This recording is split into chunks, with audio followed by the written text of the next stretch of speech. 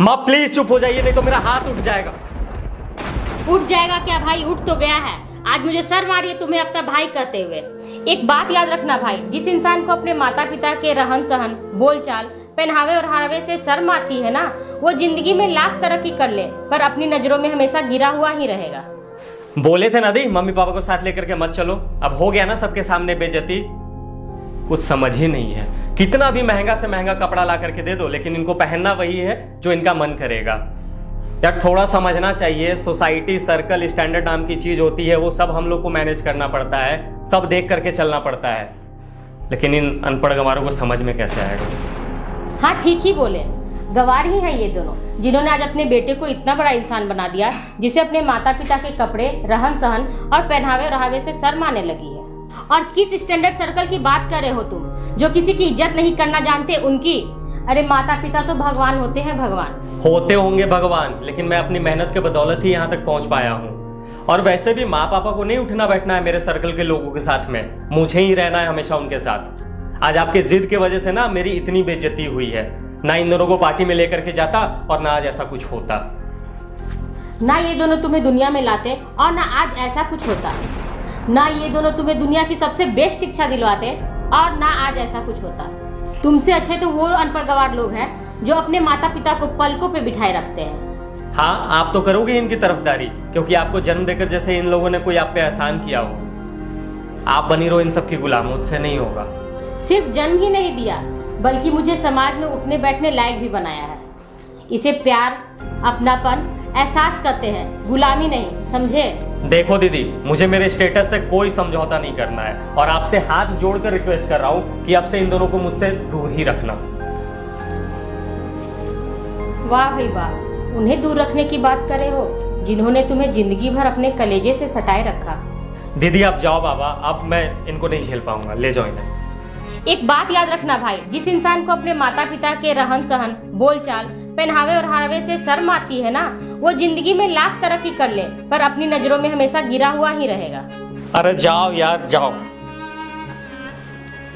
बस एक बात और, माँ पापा का दिल दुखा के तुम कभी तरक्की भी नहीं कर सकते, हमेशा याद रखना। कर दे मेरे हवाले तेरे दर्द सारे, सीने से लगा लो उनको। भाई तुमसे कुछ बात करनी थी।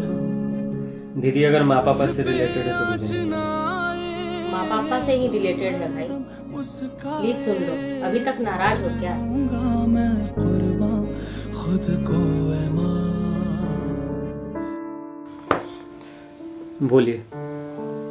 भाई वो माँ पापा हैं हमारे, जिनकी बातों से, कपड़ों से अक्सर तुम्हें शर्म महसूस होती है।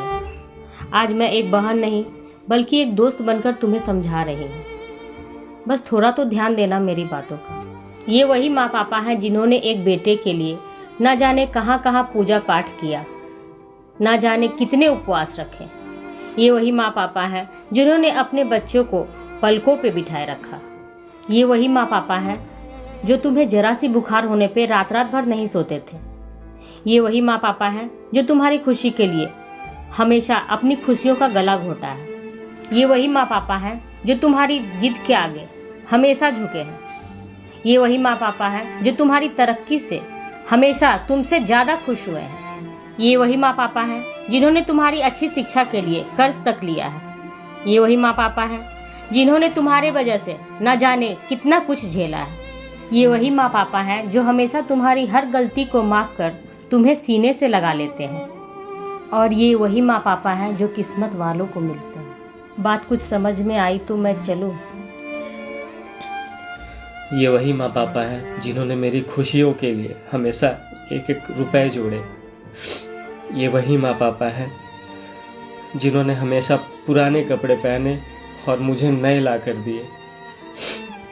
ये वही माँ पापा हैं जिन्हें मैं हमेशा बुरा भला बोलता रहा और जिन्होंने पलटकर मुझे जवाब तक नहीं दिया।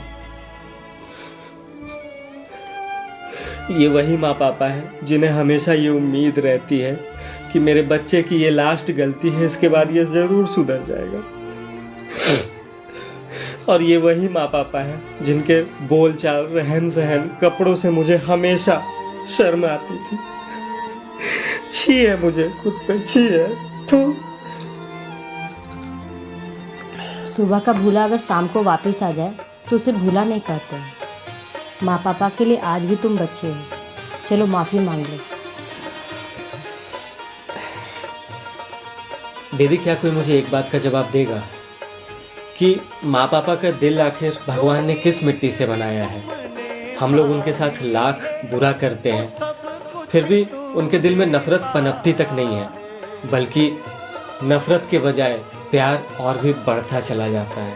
हर जिद को लगाया सीने से, बड़ा तुझ पे नेह लुटाया है।